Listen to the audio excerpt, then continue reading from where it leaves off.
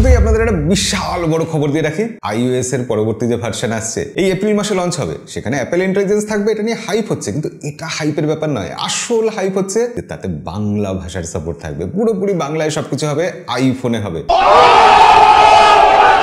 IPhone 16 ও no, iPhone 16e এতেও থাকবে। আর শুধু বাংলা নয়, তামিল, তেলেগু, উর্দু অনেক ভাষার সাপোর্ট আসবে। আচ্ছা, এখানে দেখছেন বিভিন্ন জেন ইমোজি কিভাবে ক্রিয়েট করা যায়। আমরা ইচ্ছে মতো কমান্ড দিয়ে বিভিন্ন কার্টুন ক্যারেক্টার বা ইমোজি তৈরি করতে পারবো। এটা অ্যাপেল এআই দিচ্ছে। আর এআই যখন কোনো কাজ করবে, এই কাজটা তো তাকে করতেই হবে। যে বড় একটা লেখার দিকে আমরা ক্যামেরাকে ফোকাস করলাম, ওই লেখাটা সামারাইজ করে দেবে এআই। দরকার হলে সেটা জোরে জোরে পড়ে দেবে এআই। আইফোন 16e সেটা থাকছে। যে কোনো অবজেক্ট বা ফুলের দিকে আমরা যদি এই ক্যামেরাটাকে তাক করি, তাহলে সেটা বলে দেবে যে এটা রোজ না অন্য কোনো ফুল, কি ব্যাপার, সব ডিটেলস জানিয়ে দেবে। এই ফোনটায় থাকছে অ্যাপেল ইন্টেলিজেন্স। জিনিসটাকে এখন যতটা আন্ডার এস্টিমেট করা হচ্ছে, ব্যাপারটা ততটা আন্ডার এস্টিমেট করার মতো নয়। বহু কিছু আসতে চলেছে অ্যাপেল এআই এর মধ্যে। তখন এই ফোনটা কিন্তু সব থেকে লোভনীয় ফোন হয়ে উঠবে। তো আইফোন 16e এই ফোনের সব থেকে বড় ইউএসপি হলো যে এই দামে 16 সিরিজের ফোন, অথচ তাতে অ্যাপেল ইন্টেলিজেন্স আছে। আমাদের একটা খুব ভুল ধারণা আছে যে অ্যাপেল প্রতি বছর তাদের নতুন নতুন আইফোন লঞ্চ করে। অ্যাপেল আসলে কোনো ফোন লঞ্চ করে না। অ্যাপেল প্রতি বছর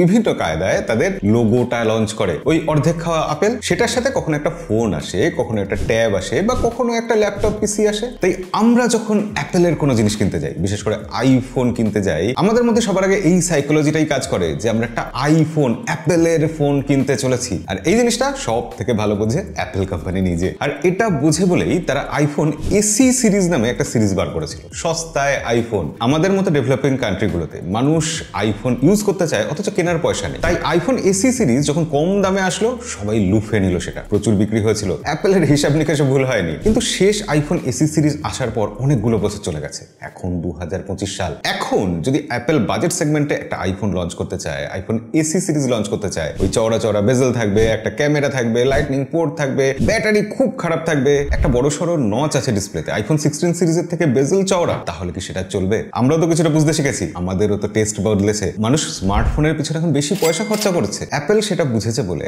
আইফোন 16e ফোনটা লঞ্চ করেছে। খেয়াল করে দেখুন, এই ফোনটা কিন্তু এসি সিরিজের ফোন নয়, এসি 5 নয়, এসি 2025 নয়। এই ফোনটা আইফোন 16 সিরিজের ফোন, অর্থাৎ লেটেস্ট আইফোন। এবার এইসব বলে কি অ্যাপেল আমাদের টুপি পরিয়ে দিল? এবং এটার দামও কিন্তু আইফোন এসি সিরিজের মতো রাখা হলো না। এটার দাম 6GB 128GB ভেরিয়েন্টটা রাখা হয়েছে 60,000 রুপি। 512GB ভেরিয়েন্ট নিতে গেলে কিন্তু দাম 90,000 রুপি হয়ে যাবে। যদিও এই ফোনটা কিন্তু 47,000 টাকায় পাওয়া যায়, এবং কিভাবে পাওয়া যায় সেটাও আজকের ভিডিওতে বলবো। এবং এটাও আপনাকে বলবো যে এই ফোনটা প্রচুর বিক্রি হবে, হাতে হাতে, সবার হাতে হাতে এই ফোনটা থাকবে। কিভাবে, কেন থাকবে সেটাও আজকে বুঝিয়ে বলবো। এখন আপনার হয়তো মনে হচ্ছে যে একটা সিঙ্গেল ক্যামেরা আছে, 6.1 ইঞ্চি 60 হার্টজের ডিসপ্লে আছে, ক্যাপচার বাটন নেই, এত সব কম্প্রোমাইজেশনের পর কেউ কি এই ফোনটা নেবে? ইয়েস, এই ফোনটা সবাই নেবে, প্রচুর বিক্রি হবে। কেন হবে সেটাই আজকের ভিডিওতে বলা হবে, এবং ভিডিও দেখতে থাকুন। ভালো লাগবেই একটা লাইক টাইপ করে দেবেন লাস্টে, না হয় কি সাবস্ক্রাইব করেননি এখনো? তাহলে আইফোনের নাম নিয়ে সেটাও করে দিন। চলুন না দেরি করে লাভ কি, আমরা ভিডিওতে একসাথে ঝাঁপিয়ে পড়ি। এখন এই ফোনটা হাতে নিলেই না আইফোন 14 বা আইফোন 15 ওই রকম ফ্যামিলিয়ার লাগে, মনে হয় ওই রকম ফোনই হাতে নিয়েছি। কিন্তু অদ্ভুত ব্যাপার, এটা হয়তো একটা ইলিউশন। ফোনটাতে যেহেতু একটাই সিঙ্গেল ক্যামেরা আছে, এই ফোনটা আইফোন 14 বা 15 এর থেকে তুলনামূলক ছোট লাগে। কিন্তু ছোট নয়, ডিসপ্লের সাইজ সেমই আছে, এমনকি ফ্রেমটাও সেম, সেই অ্যালুমিনিয়ামের ফ্রেম, ডিজাইন থেকে আরম্ভ করে সবকিছু সেম। তবে হ্যাঁ, ব্যাক সাইডে একটু ম্যাট ফিনিশ আছে, ওই আইফোন 15 সিরিজের মতোই। কিন্তু যারা কম্প্যাক্ট ফোন নেওয়ার জন্য এই ফোনটা খুঁজছেন না, তাদের এই ফোনটা হাতে নিলে ভালো লাগবেই। তার কারণ এই ফোনের ওয়েট 100 অতটা ভয়ও নেই। সেরামিক শিল্ড আছে। তবে একটা কথা আপনাদের জানিয়ে রাখি, সেরামিক শিল্ড আছে, পুড়ে গেলে ভাঙার সম্ভাবনাটা কম, কিন্তু সেরামিক শিল্ডে স্ক্র্যাচ আসবেই। তাই এই আইফোনটা শুধু না, যে কোনো আইফোন কিনলে সবার আগে একটা স্ক্রিন প্রোটেক্টর কিন্তু লাগিয়ে নেবে। তো যে কথা বলছিলাম, এই ফোনের ওজন মাত্র 167 গ্রাম। এই ফোনে IP68 রেটিং আছে, অর্থাৎ টুকটাক ওয়াটার রেজিস্ট্যান্ট। ডিসপ্লেতে কিন্তু নচ আছে, এবং তার সাথে সাথে বেজেল আছে। ওই আইফোন 14 এর মতোই 60 হার্টজের display, 800 nits peak brightness, HDR10 এর সাপোর্ট আছে, এবং ডিসপ্লে কিন্তু যথেষ্ট ভালো। 457 ppi এর পিক্সেল ডেন্সিটি, যার জন্য এই ডিসপ্লেটা কিন্তু বেশ ক্রিস্পি দেখতে লাগে। সব থেকে বড় কথা, 60 হার্টজের জন্য যে খারাপ লাগাটা হতে পারতো সেটা অতটা হয় না, কারণ ডিসপ্লের সাইজটা ছোট, সেই ব্যাপারটা এবং অ্যাপেলের নিজস্ব অ্যানিমেশন সব মিলিয়ে কিছুটা মেকআপ করে দেয়। তবে আমি বলবো না একবারও যে 120 হার্টজ রিফ্রেশ রেটের মতো সুন্দর লাগে। আইফোনের হেপটিক ফিডব্যাক সবসময় ভালো হয়, এটা নিয়ে আলাদা করে বলার কিছু নেই। স্পিকারের কোয়ালিটিও বেশ ভালো, এত ছোট ফোন অথচ স্পিকারে কিন্তু আমরা ভালো আউটপুট পেয়েছি। তবে এই ফোনের আসল ব্যাপার কিন্তু তিনটে, তার মধ্যে ছোট ছোট কিছু আছে, তবে তিনটে আসল ব্যাপার আপনাদের এক এক করে বলি। প্রথমত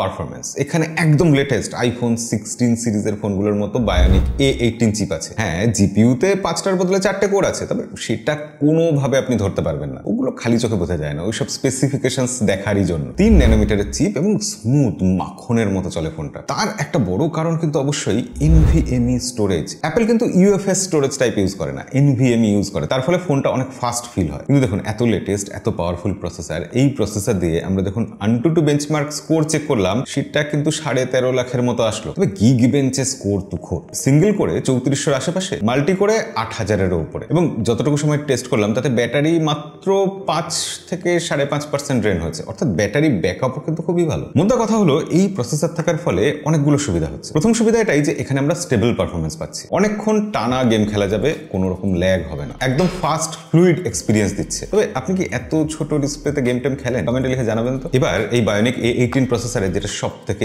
ইম্পর্টেন্ট কাজ, যেটা আমার মনে হয়েছে এই ফোনে একটা বড় অ্যাডভান্টেজ, সেটা হচ্ছে এর ইমেজ প্রসেসিং। দেখুন, এখানে একটাই ক্যামেরা আছে, এই ক্যামেরার সেন্সরটাও কিন্তু খুব একটা বড় নয়। ইনফ্যাক্ট এই 48 মেগাপিক্সেলের সেন্সরটা আইফোন 16 প্রো ম্যাক্সে যে আলট্রা ওয়াইড অ্যাঙ্গেল ক্যামেরাটা আছে সেই রকম সেন্সর, সেম সেন্সর, মানে সেন্সরের সাইজ ধরতে পারেন আইফোন 11 এর মতো। এবার আপনারা যেহেতু টেকসাইগাই চ্যানেল দেখেন, আপনারা তো সবাই জানেন সেন্সরের যত বড় সাইজ হবে তত বেশি আলো নিতে পারবে, তত ভালো ছবি আসবে। এই সেন্সরে মেগাপিক্সেল বাড়িয়ে দিয়েছে কিন্তু সাইজ বাড়ায়নি। আমরা যখন নর্মাল মোডে ছবি তুলছি 1x এ, তখন ডিফল্ট ভাবে 24 মেগাপিক্সেলেই ছবি উঠছে। এবার যখন আমরা 2x জুম করে পোর্ট্রেট ছবি তুলতে যাচ্ছি, তখন কিন্তু একদম লসলেস জুম হচ্ছে, তার কারণ তখন আমরা 12 মেগাপিক্সেলের ছবি পাচ্ছি। অ্যাপল এই সিম্পল কাজগুলো এত বুদ্ধিমত্তার সাথে করে, যার জন্য তারা সবার থেকে আলাদা হয়ে যায়। আর এই প্রসেসরের ISPর জন্য ফটো কিন্তু শার্প এসছে, contrast, details, skin tone, blur সবকিছু কিন্তু একদম অন পয়েন্ট। আর মানুষের ছবি তুলতে গেলে তার স্কিন টোন একটু ওয়ার্ম টাইপের আসছে। এবার আপনার তো মনে হবে আইফোন 16 প্রো ম্যাক্সের এত বড় ক্যামেরা সেন্সর দিয়ে কি কাজে লাগবে? দুটো ছবি পাশাপাশি রাখলে দেখুন ব্লারের তফাৎটা বুঝুন। সেন্সর যত বড়,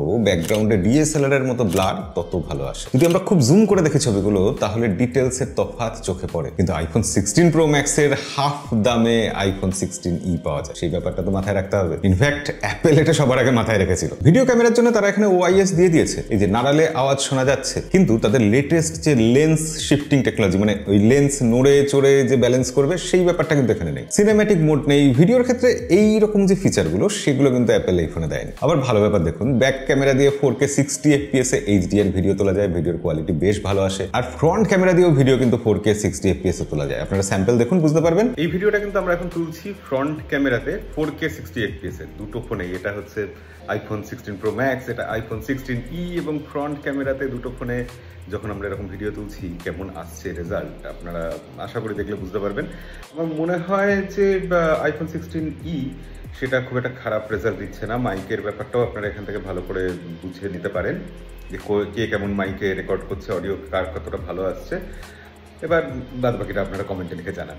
আর ফ্রন্ট ক্যামেরাতে যখন আমরা ছবি তুলছি, তখন সেই সেলফি কিন্তু খারাপ আসছে না, তবে আমি কখনোই বলবো না যে খুব ভালো কিছু আসছে। তাহলে এই আইফোন 16e ফোনটা এত আকর্ষণীয় কেন? শুধুই ছোট হালকা বলে, প্রসেসর ভালো আছে বলে, ইমেজ প্রসেসিং ভালো হচ্ছে বলে? না, এই ফোনটা আকর্ষণীয় এর ব্যাটারির জন্য। কত ব্যাটারি, ওই হিসেব নিকেশে যাওয়ার কোনো মানেই হয় না আইফোনের বেলা, কিন্তু আইফোন 16 থেকে এর ব্যাটারি ব্যাকআপ বেটার দিচ্ছে। 1.5 দিনের মতো ব্যাটারি ব্যাকআপ পাওয়া যাচ্ছে। এবং সব থেকে গুরুত্বপূর্ণ যেটা, USB Type-C পোর্ট আছে, USB Type-C কেবল দিয়ে চার্জ করা যাচ্ছে, যেটা আইফোন 14, 13 বা 11 এ যেত না। ম্যাক্সেপ চার্জার নেই, তবে ওয়্যারলেস চার্জিং এর সাপোর্ট আছে 7.5 ওয়াটে। এর বাইরে অ্যাডভান্টেজ না, C1 মোডেম নয়। আপনাদের এর আগে শর্টস ভিডিওতে জানিয়েছিলাম যে অ্যাপল ইন্টেলের একটা অংশকে অ্যাকুয়ার করেছে, তারা নিজেরা মোডেম বানাবে বলে, কোয়ালকমের উপর থেকে ডিপেন্ডেন্সি সরিয়ে নেবে বলে। এই 5-6 বছর চেষ্টা করার পর তারা অবশেষে C1 মোডেম বার করেছে, যেটা প্রথম এই ফোনে দিল। একটু এক্সপেরিমেন্টও হয়ে গেল, খরচাও বাঁচলো, লাভও বাড়বে। তবে এখনই কিন্তু এটা বলা যায় না যে C1 মোডেম কোয়ালকমকে হারিয়ে দিয়েছে। আমার মতে এই মোডেম নিয়ে আমাদের খুব একটা চিন্তা ভাবনা করা উচিত না, অ্যাপলের চিন্তা ভাবনা করা উচিত, তারা লাভ বেশি করবে বলে। কিন্তু আমাদের যেগুলো চিন্তার ব্যাপার, এই ফোন নিলে আমাদের লাভ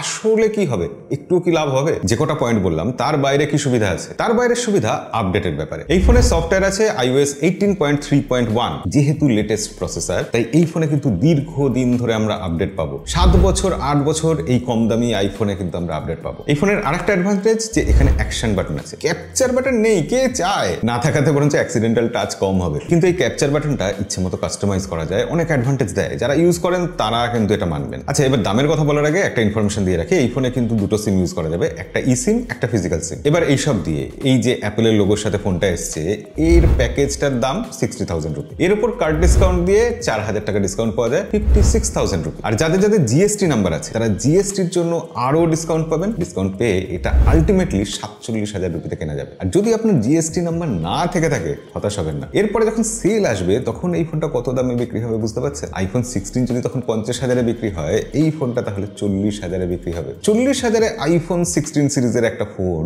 আইফোন এসি কেনার থেকে তো আমার মনে হয় অনেক better deal. Apple iPhone SE 4 বা আইফোন এসি 2025 লঞ্চ না করে যে এই ফোনটা লঞ্চ করেছে সেটা একদিক দিয়ে আমাদের জন্য ভালোই হয়েছে। আসলে আপাতত ক্রিটিসিজম হবে, আপাতত সবাই খারাপ বলবে, কিন্তু এই ফোনটা one of the best selling phone হয়ে উঠতে চলেছে। আমার ভবিষ্যৎবাণী মিলল কিনা এটা জানার জন্য 6 মাস বাদে ঘুরে আসবেন না এই চ্যানেলে, তার জন্য চ্যানেলটা সাবস্ক্রাইব করে রাখুন। আজকের ভিডিও এখানেই শেষ করবো, দেখাবে পরের ভিডিওতে। আজকের মতো বিদায়।